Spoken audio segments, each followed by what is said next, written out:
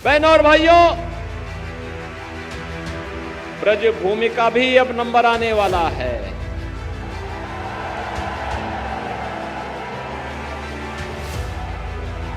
अयोध्या और काशी ने अपने लक्ष्यों को प्राप्त कर लिया है। अब तो बारी आप ही की है। एक तरफ कांग्रेस थी, समाजवादी पार्टी थी, बहुजन समाजवादी पार्टी थी। राम जन्मभूमि के लिए हमसे कहते थे क्या प्रमाण है कि राम का जन्म अयोध्या में हुआ, ये लोग बोलते थे। और इन दलों ने तब ये भी कहा था कि राम और कृष्ण तो हुए ही नहीं, जैसे कि इस सृष्टि के पहले कांग्रेस, सपा और बसपा ही पैदा हो गए थे, बाकी तो कोई हुआ ही नहीं था। बहनों और भाइयों, ये पूरा क्षेत्र ब्रज भूमि का भाग है। गिरिराज महाराज की बड़ी कृपा इस पूरे भूभाग पर है।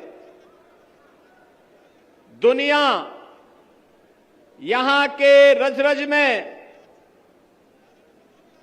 कृष्ण कन्हैया का दर्शन करती है, और आपका सौभाग्य है कि इस धरती पर रह करके, जीवन यापन करके आप सभी लोग भारत माता की सेवा करने में लगे हैं। और इससे अच्छा उदाहरण क्या हो सकता है किसी माटी के लाल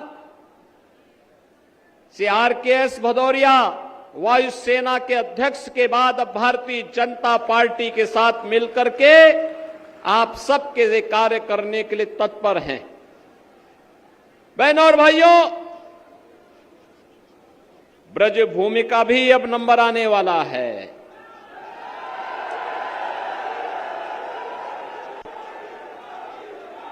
अयोध्या और काशी ने अपने लक्ष्यों को प्राप्त कर लिया है। अब तो बारी आप ही की है। अब विकास के लिए आपको कहीं कोई तरसाने की हिम्मत नहीं कर पाएगा, क्योंकि अब तो आगरा में भी आपका अपना एयरपोर्ट बन रहा है। आगरा भी गंगा जल का सेवन कर रहा है और हर घर नल की योजना भी लागू हो रही है। बहनों और भाइयों, मुझे बताइए, आपने रामनवमी के दिन देखा होगा भगवान राम का सूर्य तिलक हुआ था। देखा ना? देखो, एक तरफ कांग्रेस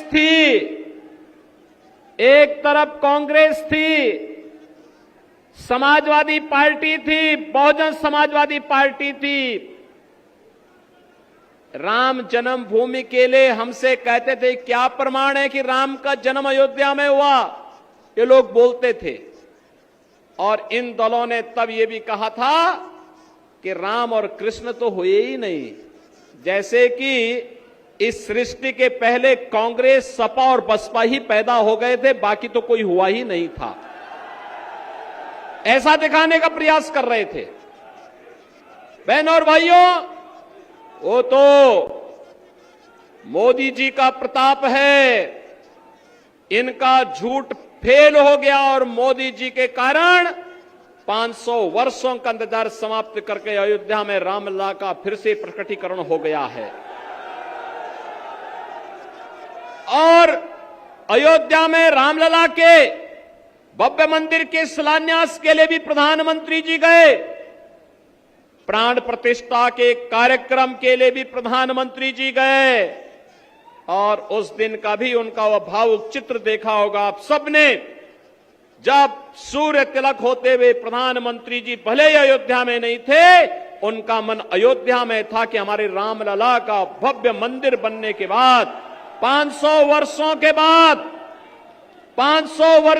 बाद रामलला को अपनी ही जन्मभूमि पर अपना जन्मोत्सव मनाने का अवसर प्राप्त हुआ। बहनों और भाइयों, आज जो भारत को सम्मान मिल रहा है, जो भी काम अपनी विरासत का सम्मान करेगा उसको दुनिया के अंदर सम्मान मिलेगा। भारत ने साबित कर दिया है, भारत ने साबित कर दिया है।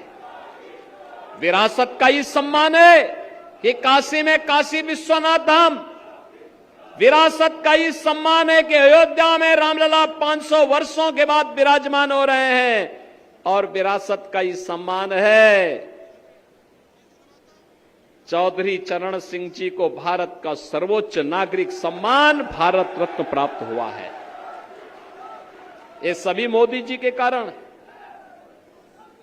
और बहनों और भाइयों, एक तरफ विरासत का सम्मान, दूसरी तरफ विकास, विकास के भी कार्य ऐसे highway 4 lane, 6 lane, 12 lane, expressway,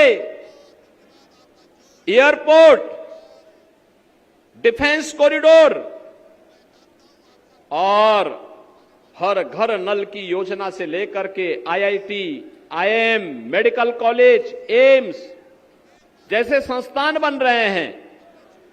गरीब कल्याणकारी योजनाओं की तो कोई सानी ही नहीं। आप सोचो, 1947 में भारत से बड़े दंभ के साथ पाकिस्तान अलग हुआ था। पाकिस्तान की कुल आबादी 23 से 24 करोड़,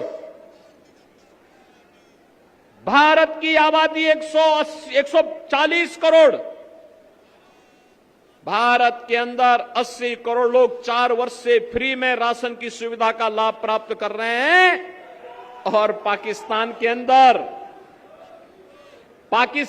अंदर 23 करोड़ जनता भूखों मर रही है, बदहाल है। जितनी पाकिस्तान की आबादी, उससे ज्यादा आबादी को प्रधानमंत्री मोदी जी के नेतृत्व में 10 वर्ष में गरीबी रेखा से ऊपर उठा करके खुशहाल जीवन और स्वावलंबन का जीवन जीने के लिए आगे बढ़ा दिया गया है। बहनों और भाइयों, कांग्रेस के लोग, सपा बसपा के लोग गरीबों के अकाउंट में डकैती डालते थे, इसीलिए जनधन अकाउंट नहीं खोलने देते थे।